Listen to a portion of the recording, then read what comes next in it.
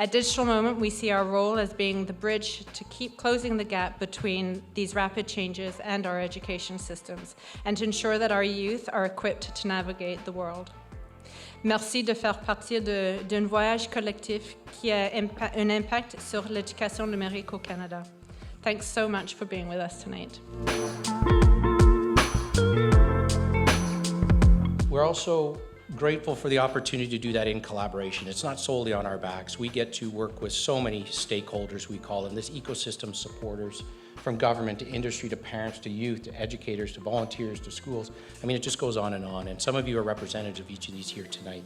So again, we're very grateful for this. It's a very collaborative approach of which we can solve some of these large societal challenges.